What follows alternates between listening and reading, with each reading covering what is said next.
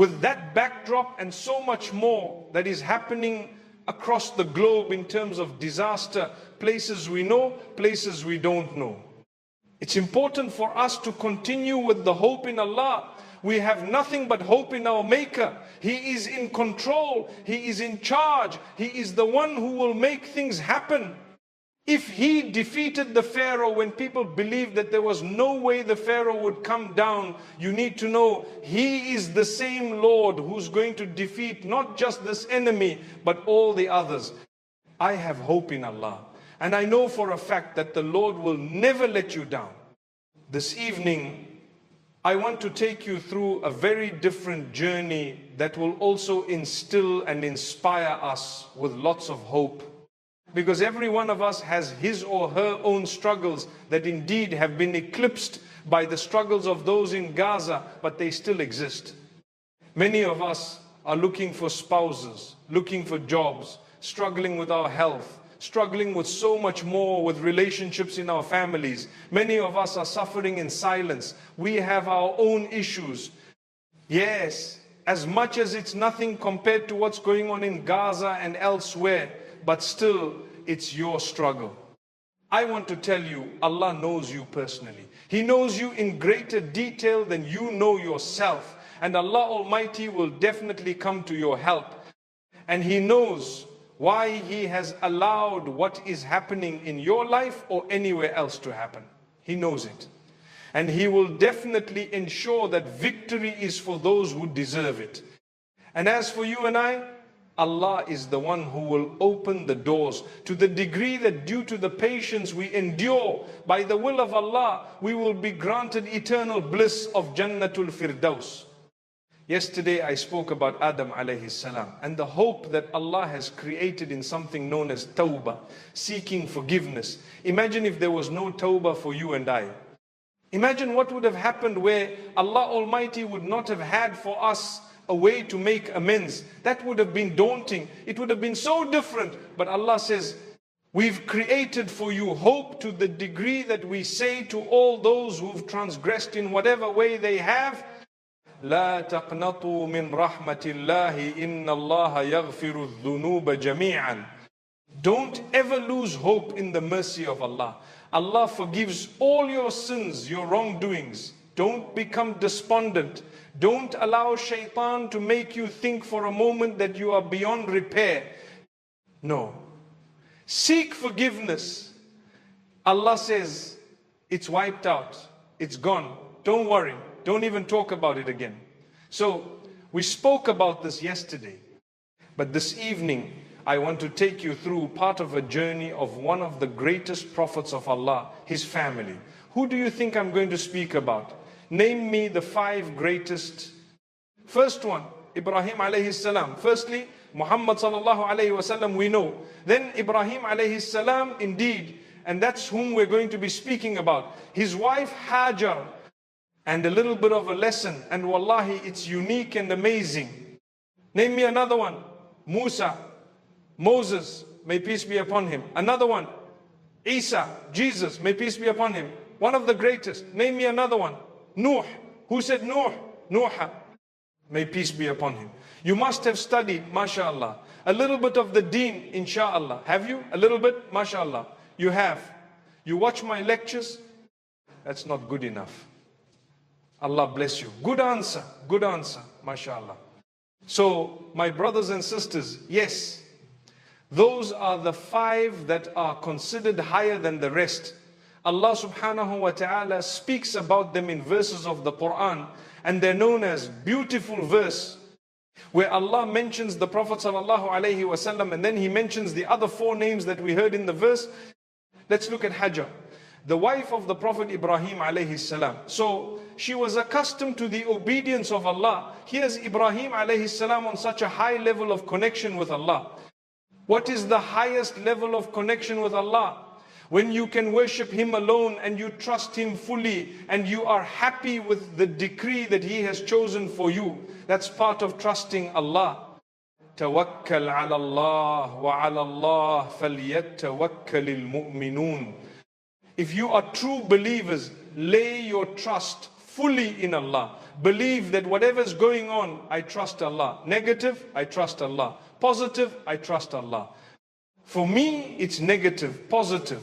For Allah, it's part of what He's decided for me. You go through a happy day, you trust Allah. You go through a sad day, you trust Allah. You made a profit, you trust Allah. You made a loss, you trust Allah. Someone passed away, you trust Allah. Someone was born, you trust Allah. You got married, you trust Allah. You divorced, you trust Allah. All of that, you trust Allah. And beyond, you got a job, alhamdulillah. You lost the job, alhamdulillah. Alhamdulillahi ala kulli hal. The hadith says there will be a special caller on the day of judgment right at the beginning who will call out and say, where are those who used to praise Allah upon all conditions, hard and easy? And for them, there will be a special calling on the day of judgment, and they will be reckoned very first, and they will go into paradise among those who enter first, because they used to thank Allah, trust Allah. So you get connected with Allah, you need to be happy. You have an issue, no problem. I'm going to deal with the issue with what Allah has told me and given me the capacity for. But I trust Allah. I know that Allah has something in it for me. Ultimately, perhaps it's just the patience that you bore that would result in your entry into paradise without reckoning. If Allah knows you, and like I said, He knows you personally, He definitely knows the struggles that you've had. And if you kept on saying, Alhamdulillah, and it brought you closer to Allah, that's your ticket to paradise. Don't worry, you go to Jannah. Life is not easy. If I were to open my challenges out to you and what I faced, perhaps you wouldn't even be able to listen to what I have to say. And I'm talking about my own life. But when people see you, they look at you and it looks like there's no problem whatsoever. Not at all. And only you know what you're going through. Allahu Akbar. May Allah make it easy for all of us. So, one day Ibrahim alayhi salam was traveling with his wife Hajar. And they suddenly had, after so long, Ismail alayhi salam. And he decides, you know what? We're in the middle of the desert here. And there is no water, no food, no nothing. No accommodation per se. And Allah told him, leave them there and go. Go where? We want you to head in the other direction. Did he ask, go where? No. I'm telling you, go where? He didn't ask, go where? Allah said, go. He kept it moving. You know, they say, you love her so much that if she were to tell you to jump, you would ask, how high? Have you heard that before? That's not love. The fact that the guy asked how high, there's a problem. There's a major problem. Why ask? It's supposed to be you love her so much that you see the guy knows. He knows it. If she says jump, you start jumping. And then you say, was that good enough, babes? Yeah, right? If that's the case for a mere mortal human being whom perhaps that may, astaghfirullah, be a haram relation. You know the 3 kisses we saw earlier. La hawla wa la quwwata illa billah. If that's the case with someone, that's probably not even halal. Can you believe? Can you imagine what it should be with the Lord of the worlds? Way beyond that. Allah says, pray, I pray. Allah says, jump, you're jumping. Allah says, don't eat, eat. Can I give you one quick example? One of the worst things is when the sisters are fasting and suddenly it's a long fast. What's the longest fast you guys fast here? 21 hours? 20 hours? Somewhere there. You've had 17. 18. You've had about 16 and a half hours and suddenly menstrual cycle commences. Now what happens? Be happy. Alhamdulillah. The same Lord who decided I should eat, I ate. Don't eat. Don't eat. This will happen. It happened. The idea is not the fasting or not the fasting or the fasting. It's to do with the obedience of Allah. That's what gets you the reward. Whether you fasted or not is wallahi besides the point. It's to do with the obedience of Allah. Allah said, eat, you ate. Don't eat, don't eat. Your fast is valid, not valid, not valid. What are you doing? I'm happy with Allah. If Allah told me jump, that's it, I'm moving. Allahu Akbar. You get what I'm saying? So that's a good point to say, just be happy. It's fine. I know you feel, look at this, what a waste. I've heard people say this. People have told me, they've sent me emails over the years. I feel so let down. I feel, why? Who did you do it for? The same Lord you did it for is telling you, no, it's okay. For as long as you love me, that's it. I'm going to do exactly what you've said. I'm super excited that this is what happened. Because I know, end of the day, the sadness is not connected to the fact that Allah commanded or did not command. Perhaps it's just human nature where, that fast, I was hoping that I would plug it in. Now I will have to recompense it after Ramadan. That's what probably it is. May Allah make it easy for our sisters, our brothers, and for the entire ummah. Here is Hajar. Hajar alayha as-salam. The test was for her as well. Ibrahim as-salam starts disappearing. He starts going. Subhanallah. Now, what does she do? She knows this man. She knows how close he is to Allah. He found Allah. You know, when you say to find Allah, ask the reverts. When they haven't known Allah and then they discover Allah, that connection is so powerful. It's so solid, the comfort. I have my Lord who made me. I communicate with Him. I love Him. And so much more. Subhanallah. And I tell you, Ibrahim as-salam, he considered so many factors and he came to the conclusion that I will put my head on the ground solely for He who made me. I will face the direction that He's instructed me to face. And that's it. Here's my face towards Him who made me. No one else, nothing else. No deity, no person, no nothing, no sticks, no stones, no saints, no graves, no nothing. Allah and Allah alone. That's it. So his wife sees him moving away. And what does she ask him? What do I do? Imagine with us, before you get married already, what car do you have? And do you have a house or not? What plan do you have? What salary do you have? What job do you have? It's so hard to go and speak to the father of this bride that you'd like to marry because you know you don't have answers. First thing you go, you say, uncle, I'm interested in marrying your daughter. That sort of is taboo in many cultures. It's got to be your father who goes. It's got to be someone older who goes.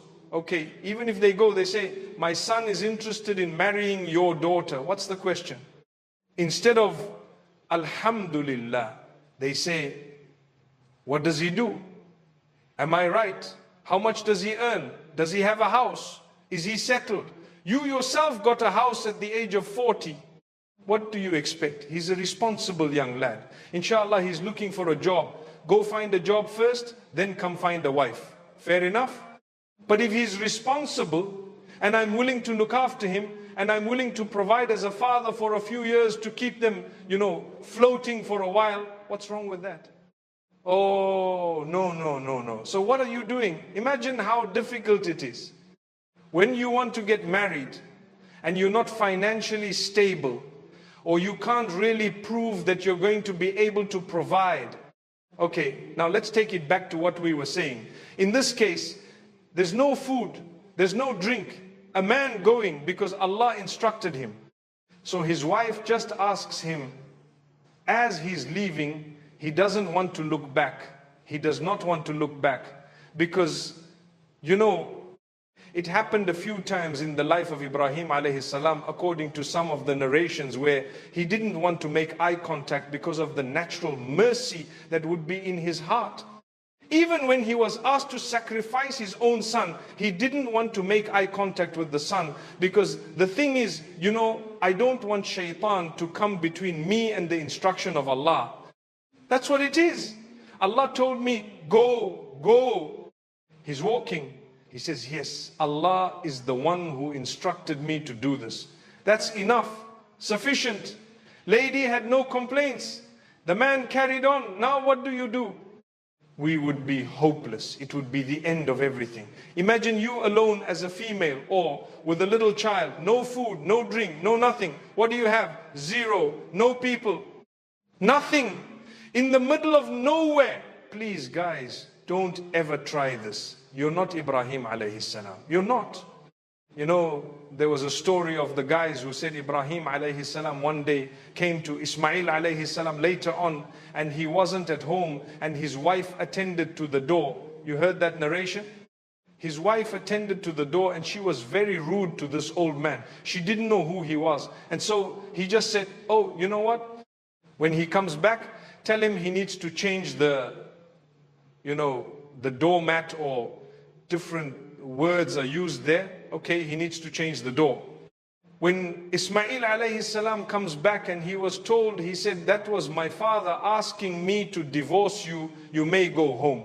So after some time, the man comes in again, and there was another wife according to this narration, and she welcomed him, and she, mashallah, she said, no, she was very kind to him, very respectful, let him in and treated him well. Well, you know what, when he comes back, tell him he should maintain the door, or he should maintain it. So he says, later on, he said, that was my father saying I should keep you and you're a good woman, etc. So now you have people saying, I'm divorcing my wife because my father told me to. Brother, you're not Ibrahim alayhi salam, by the way. That's the answer.